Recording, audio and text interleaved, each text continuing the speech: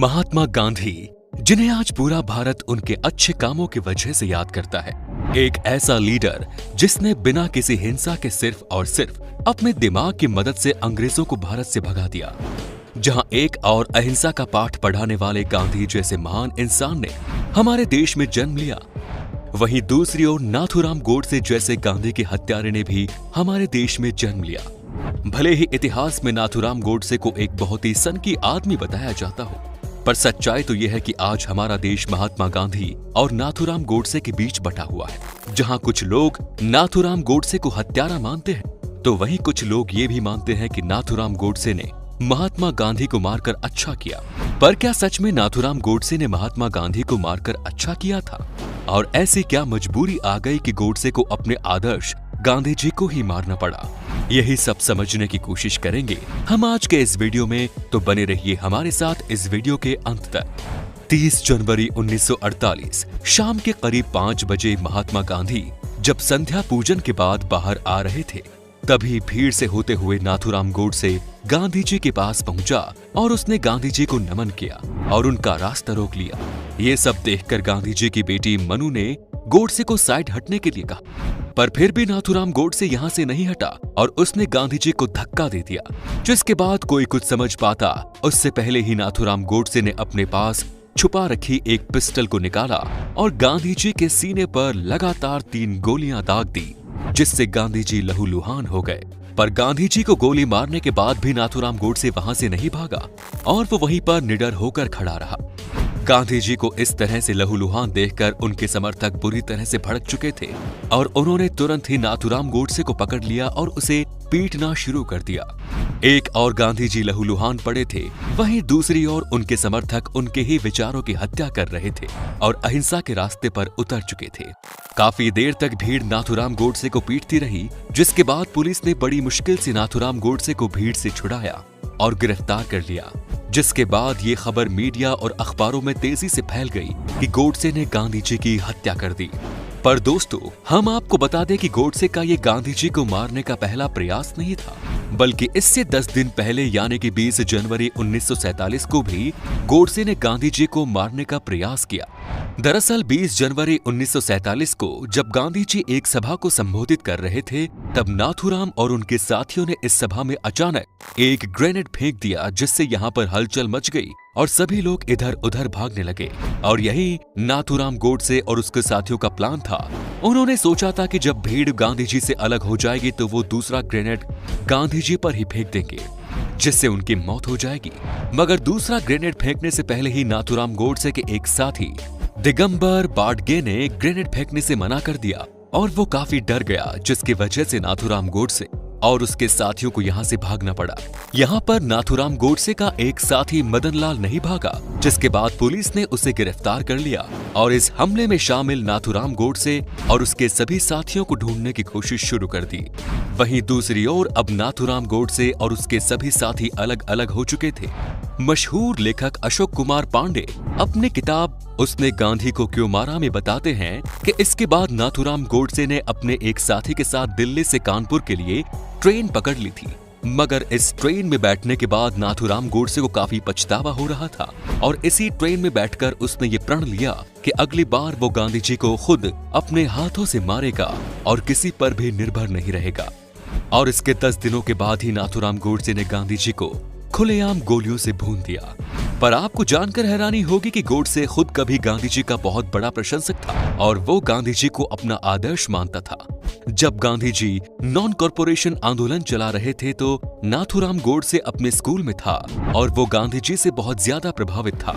पर तभी इस आंदोलन के दौरान ही कुछ लोगों ने हिंसा करनी शुरू कर दी, जिसकी वजह से गांधी जी बहुत ही ज्यादा दुखी हुए और उन्होंने इस पूरे के पूरे आंदोलन को ही बंद कर दिया।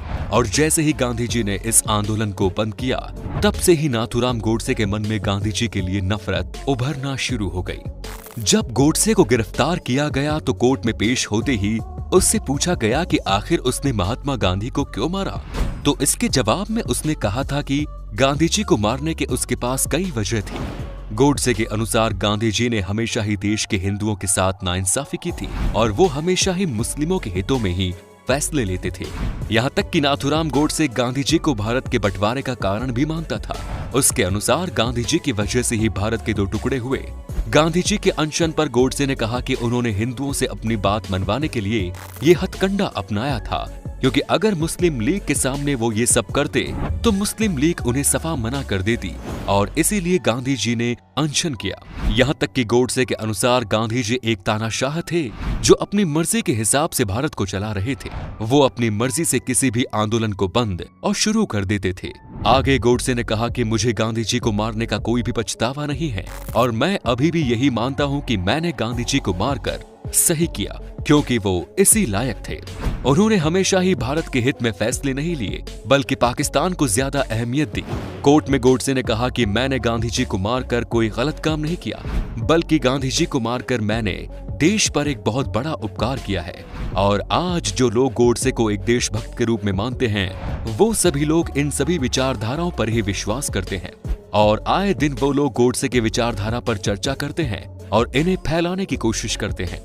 पर दोस्तों, हम आपको बता दें कि जिस तरह नाथूराम गोडसे गांधी जी और कांग्रेस को भारत के विभाजन का कारण समझता था, ऐसा बिल्कुल भी नहीं था, बल्कि देश के विभाजन का सुझाव देने वाले गांधी या फिर जिन्ना नहीं, बल्कि गोडसे के ही राजनीतिक गुरु थे। गांधी जी तो आखिर तक विभाजन के खिलाफ थे, और उन्होंने बहुत प्रयास किया था कि इस विभाजन को रोकने का। उन्होंने हर बार एक अटूट भारत की ही बात कही, और भारत को विभाजित न करने को लेकर मुस्लिम लीग के नेताओं से बातचीत करने की भी कोशिश की, और उन्हें काफी मनाया भी। मगर जिन्ना गांधी जी की किसी भी बात पर राजी नहीं हुए, और उन्होंने डायरेक्ट एक्शन डे लॉन्च कर दिया, जिसके बाद देश भर में दंगे हुए, जिसकी वजह से गांधी जी को जिन्ना की बात माननी ही पड़ी और भारत के 2 टुकड़े करने पड़े। मगर विभाजन के बाद भी गांधी जी भारत में हिंदू और मुसलमानों को एक साथ मिलकर रहने की बात करते रहे, और गांधी जी की बदौलत ही उस समय विभाजन के बाद भी बहुत से मुस्लिम पाकिस्तान में नहीं गए और भारत में ही रहे, जिसके बाद उन्होंने भारत में रहकर ही हमारे देश को आगे बढ़ने में सहायता की। रही बात गांधी जी के नॉन कॉरपोरेशन आंदोलन को बंद करने की, तो ये गांधी जी का एक सही फैसला था, क्योंकि इस आंदोलन को इसीलिए शुरू किया गया था ताकि लोग अहिंसा के साथ अंग्रेजों के सामने अपनी मांग को रख सके। लेकिन जब इस आंदोलन के दौरान हिंसा भड़कने लगी, तो फिर इस आंदोलन के मुख्य उद्देश्य को ही ठेस पहुंची, और इसीलिए गांधी जी को इस आंदोलन को बंद करना पड़ा। मगर ऐसा बिल्कुल भी नहीं है कि इस आंदोलन को बंद करने के बाद गांधी जी अंग्रेजों के सामने झुक गए थे। इसके बाद भी गांधी जी ने बहुत से ऐसे आंदोलन किए जिसमें वो अंग्रेजों के सख्त खिलाफ थे। जो लोग गांधी को हिंदू विरोधी बताते हैं, वो इस बात से अनजान हैं कि उस समय गांधी जी सभी धर्मों को भारत में एक समान हक दिलाने पर काम कर रहे थे, और वो पिछड़े वर्ग के लोगों को समान अधिकार दिलाना चाहते थे। गांधी जी चाहते थे कि भारत में सभी धर्मों के लोग मिलजुल कर रहें, और पिछड़े वर्ग के लोग भी समाज में सर उठाकर जी सके।